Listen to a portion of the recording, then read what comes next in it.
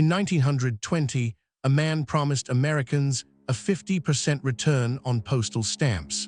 Within months, he'd collected the equivalent of $30 million in today's money, and it was all a lie.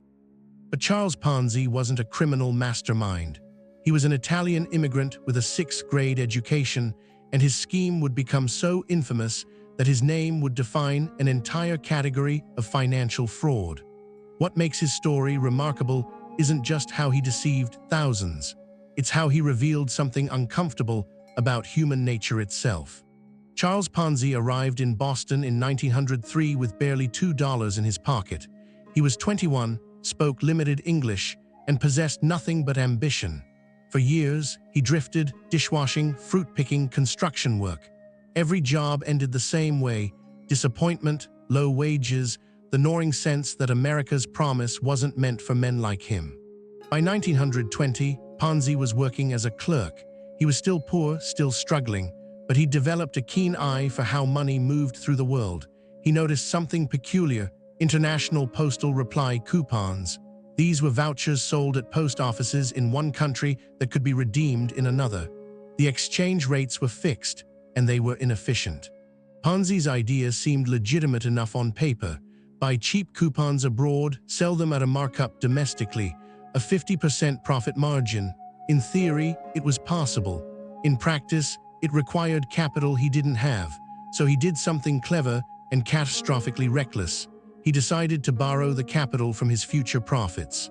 He placed an advertisement in the Boston Post: postage stamp speculation. Investors could give him money.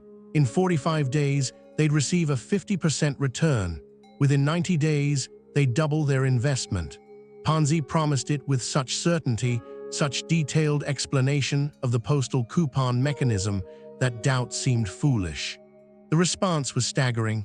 Ordinary people, laborers, shop owners, widows with savings lined up at his office. They weren't greedy, they weren't stupid. They simply wanted what Ponzi promised: a reasonable return on their money. He collected $5,000 in the first week, then $50,000. By August, he was taking in $250,000 daily. Here's the fatal mechanism: Ponzi never actually bought postal coupons, not meaningfully. Instead, he used money from new investors to pay returns to earlier investors. Each layer of newcomers funded the promises made to those before them. It was mathematically elegant. It was also completely unsustainable, and Ponzi knew it. Yet he didn't stop. He couldn't. The scheme had become a living thing, demanding constant feeding. Ponzi rented larger offices. He hired clerks. He began wearing tailored suits and smoking expensive cigars. He became famous, a financial genius who'd cracked the code. Newspapers wrote glowing profiles. Other businessmen sought his advice. The psychology here is crucial. Ponzi wasn't simply stealing. He was offering something people desperately wanted: hope. America in 1920 was gripped by post-war anxiety. Fortunes seemed to be made overnight. Why shouldn't an Italian immigrant get his share? The scheme succeeded not because Ponzi was clever, but because investors wanted to believe. But cracks appeared. A post office investigation revealed the truth. The postal coupon arbitrage was virtually impossible at the claimed scale. The numbers didn't work. Journalists began asking questions. Ponzi's own bank manager grew suspicious. By August, the scheme was collapsing. When the truth broke, panic erupted. Investors rushed to withdraw their money simultaneously. There was nothing there to withdraw. Ponzi had collected approximately $9 million, roughly $200 million in modern currency.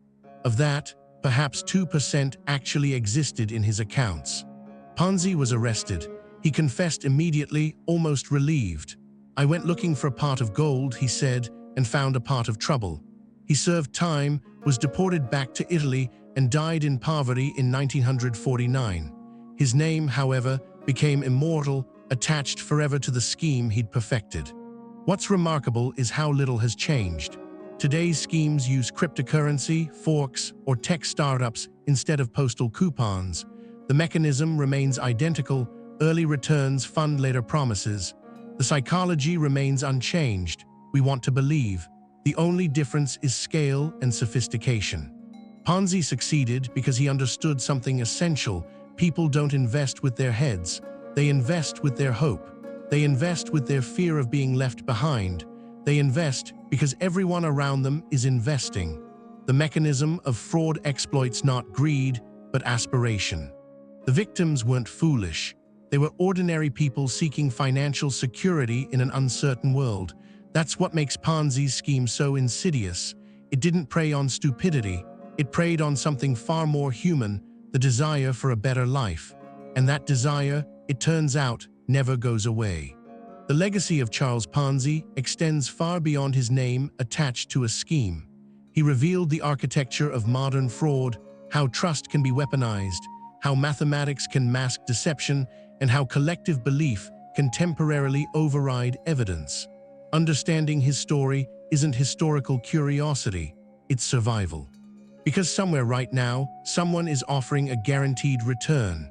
The postal coupons have changed names, but the promise remains the same.